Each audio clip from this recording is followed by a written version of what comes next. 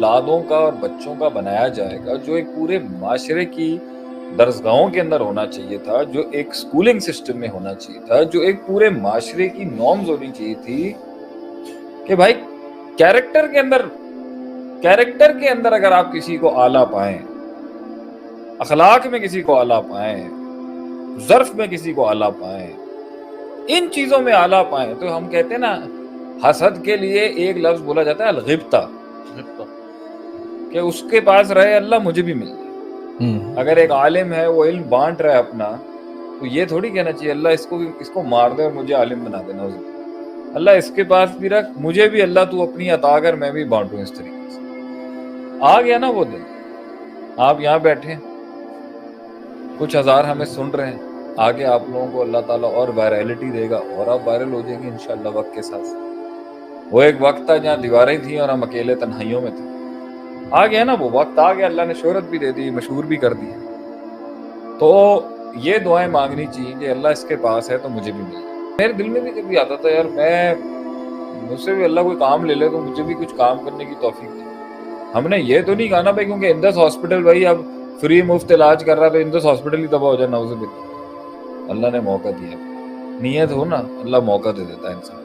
اس دعا یہ والی اس کو غبطہ کہتے ہیں کہ اس سے نعمت نہ چھین اللہ مگر مجھے بھی دے دے۔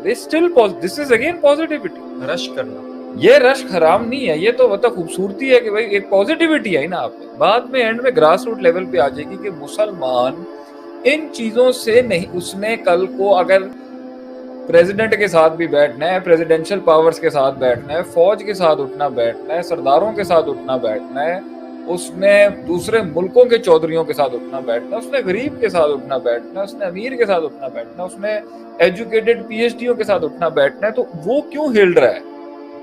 اس کے اندر کی بیس کیوں متاثر ہو رہی ہے اس طریقے سے؟ اب ہم یہ بھی نہیں لانا چاہتے کہ ایسا غنا آ جائے کہ بندہ اٹھا کے اخلاق صحیح رکھے اور غنا کی دعا کرے، اللہم انی اسألک الہدی والتقی والعفاف والغنی۔ یہ غنا یہ ہے کہ اللہ مجھے تو مستغنی کر دے دنیا سے، پلیز اللہ مجھے تو مستغنی کر دے، میں غنی ہو جاؤں۔ اللہ کی صفت ہے الغنی کہ وہ کسی پر ڈیپینڈنٹ نہیں۔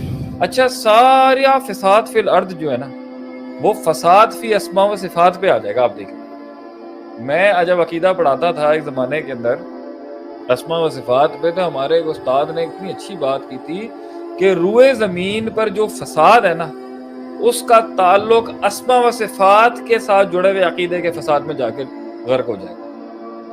اب دیکھ لیں یہاں پر العادل کی صفت کے بارے میں غلط عقیدہ ہے، اس لیے اس نے جو ہے نا وہ پھر جب اس کیوں کہا ہے فلا تکلنی الی نفسی طرفۃ عین، اللہ مجھے میرے نفس کے حوالے نہ کر، اللہ مجھے میرے نفس، اللہ کے نبی نے ہمیں دعا سکھائی ہے مجھے میرے نفس کے حوالے نہ کر اللہ، کیونکہ میں نے جب سوچنا شروع کرنا ہے نا اللہ، تو میں نے تو جو ہے نا میں تو تباہی مار دوں گا دنیا کی، میں تو اصولوں کا بلی چڑھا دوں گا، میں وضع شیء علی موضعہ کو تباہ کر دوں گا کہ وضع قطعی برباد کر دے۔ اس لیے اللہ کے نبی صلی اللہ علیہ وسلم نے کہا تھا یہ دعا مانگا کر کہ اللہ میں تیری رحمت کی طرف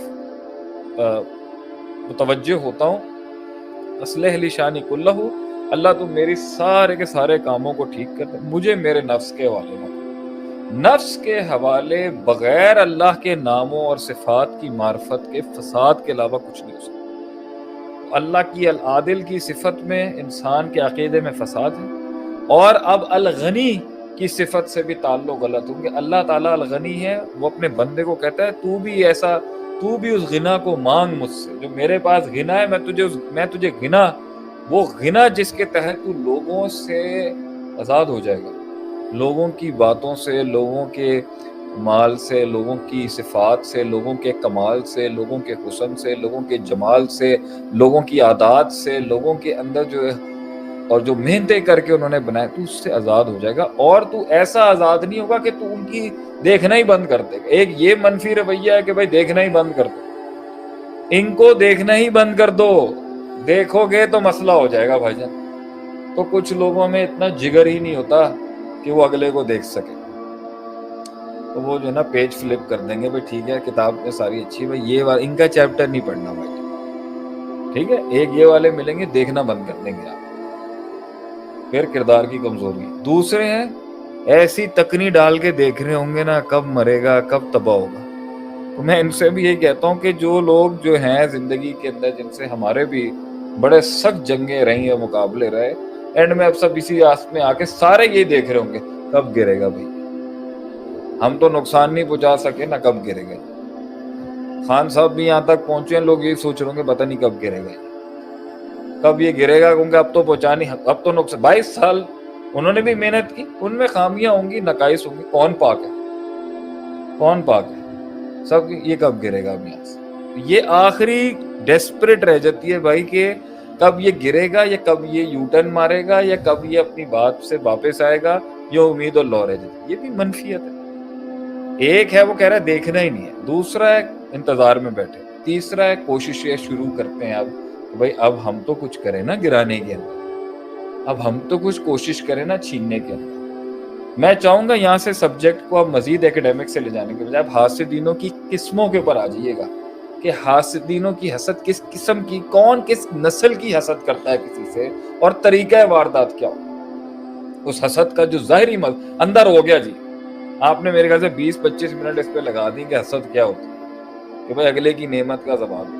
ہم نے اس پر بھی بات کر لی, اللہ کی طرف نہیں دیکھ رہا یا اپنی طرف نہیں دیکھ رہا, اور تیسری بات جو عدیل صاحب نے ایڈ کی, اپنوں سے نیچے کو نہیں دیکھ رہا. 3 کرینے بنا, اللہ کو نہیں دیکھ رہا, اللہ کی تقسیم کے بارے میں عقیدہ ٹھیک نہیں ہے, خود کو نہیں دیکھ رہا کہ مجھے کیا کیا نہیں ملا ہوا, تیسرا اپنے سے نیچے والے کو نہیں دیکھ رہا کہ یار وہ کتنا محروم ہے, چوتھا پیراڈاکس مائنس کیا کہ اگر اس کو بھی دیکھنا ہے تو اس میں سے بھی پازیٹیوٹی نکال لینا کہ مجھے خوشی ہے اللہ نے اس کو, اور اگر اچھی چیز کر رہا ہے, اچھی چیز دی ہے, تو اللہ سے میں بھی مانگتا ہوں اللہ مجھے بھی دے تاکہ میں تیری راہ میں یہ کام کروں. What a beautiful message of Islam is. اب یہاں پر کہانی ہو گئی ہے منفی جی, کردار کی کمزوری تھی, تربیت کی کمزوری تھی, گھر والوں نے تفاخر اور تکاثر کی بحثیں گرم کر دی, اس کے مائنڈ سیٹ کو اسپرچویلٹی سے دور رکھا, تزکیہ نفس کو تباہ کر دیا, اس کو زائل کر دیا, ترک کر دیا, کمپرومائز کر دیا. اب جی وہ شخص ہی ایسا ہے جو کمپیریٹیو مائنڈ کے ساتھ آیا ہوا ہے. اچھا ان کے پاس اتنا ہے, اس کے پاس اتنا ہے, جاتی یہاں کہانی یہی ہے, اس کو کیوں مل گیا. اب تو حیرت کی بات ہے سرکار, یہ تو اب دیندار حلقوں کے اندر بھی شروع ہو گئی ہے. انہوں لوگ زیادہ سنتے پے نے, مینو نہیں سنتے پے, یہ فالوورز کی جنگ شروع ہو گئی ہے, یہ ریٹنگز کی جنگ شروع ہو گئی ہے, اس کے پاس اتنا کیوں. اللہ کے نبی نے مسلمانوں کی اخوت کو قائم رکھنے کے لیے اصول اتنے زبردست دیے تھے, لا تجسسوا وزن, بدگمانی نہ کرو. بدگمانی ایک چیپٹر ہے جو بغض اور عداوت پہ لے کے جائے. یاکم وزن فإن الظن اکذب الحدیث, لا تجسسوا, تجسس مت کرو, سپائے مت کرو, ٹو مت لگاؤ. کیوں ٹو, تو پھر اس کی نعمت دیکھ رہے ہیں بیٹھ کے. اچھا میں دیکھوں تو صحیح گھر میں کیا ہو رہا ہے. روز آتے ہیں حضرت جی, بہت خوش رکھتے ہیں, روز بہت چوڑے ہو کے آتے ہیں, روز بڑے مزاج میں آتے ہیں, کلف کے کپڑے ہوتے ہیں, is always wearing good brand. میں مزید دیکھ, کیوں مزید دیکھنا ہے.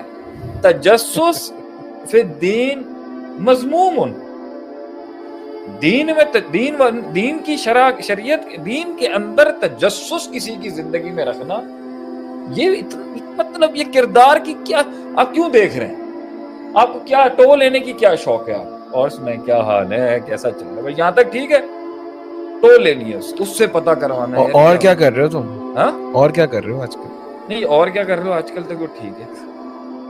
کیا کرنے کا پروگرام ہے یہ بتائیں. کس کس کو نہیں جا اس بار بھی جا رہے ہو, اس بار بھی فورن ٹور پہ جا رہے ہو. نہیں اب چلے آپ اس کو تو نہ لے کے آئے, لیکن یہ کردار ہی نہیں ہے مسلمان. یہ کیریکٹر اتنا گرا ہوا کیریکٹر ہے نا, تجسس, اسپائنگ. آپ جھوٹ بول رہے ہیں اس کو تو یار آپ لوگ اتنا زیادہ ہائی لائٹ کرتے ہو, گالیاں نکال رہا ہے کوئی اس کو ہائی لائٹ کر رہے ہو, شراب پی رہا ہے اس کو ہائی لائٹ کر رہے. تجسس والے کو کیوں بخشا ہوا. شریعت نے جو ویٹیج دی ہے تجسس کر رہا ہے, وہ ٹو لے رہا ہے. منع کیا ہے بھائی کہ جب تمہارے کیریکٹر کے اندر اتنی پاور نہیں ہے, دور رہو ان عناصر سے جو تمہیں برباد کر سکتے. اس لیے کہا گیا ہے جس کی عقیدے کی پختگی ہو وہ تو چلے جا سکتا ہے جہاں تعاون ہے, لیکن جب تم تعاون کو دیکھو تو ایسے بھاگنا وہاں سے جیسے شیر کو دیکھ کے بھاگتی. کیوں؟ کیونکہ تم مینیج نہیں کر سکتے اللہ کی تقسیم کو. بیماری کی جو اللہ نے جو بیماری تقسیم کی ہے تم اس کو نہیں سمجھ سکتے.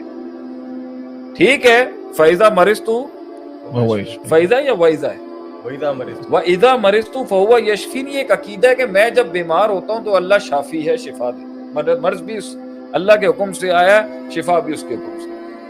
تو اگر تم نہیں مینج کر سکتے ایک تعاون کسی جگہ پر ہے دور رہو اس سے. اور ایک جگہ پہ آتا ہے لا ادوا ولا طیرہ. کوئی چیز اس طرح کنٹیجس نہیں ہو سکتی جس طرح آپ سمجھتے ہیں بھائی اس میں من جانب اللہ امر ہی نہیں ہوتا اور بندہ کہے جی میں کسی کے ساتھ لگوں گا اور اس کو بیماری لگ جائے گی. یہاں یہ دو ایکسٹریمز ہیں. یہاں پہ پھر مسئلہ ہے آپ کا جب عقیدہ مینج ہی نہیں کر سکتے, دور رہیں بھائی. آپ ٹو لے رہے ہیں, آپ دور رہیں, آپ دیکھ رہے ہیں. یہ سارا آنکھوں سے دیکھنا, کانوں سے سننا اور محسوس کرنے کے اندر فساد ہے کہ جب آپ نہیں دیکھ سکتے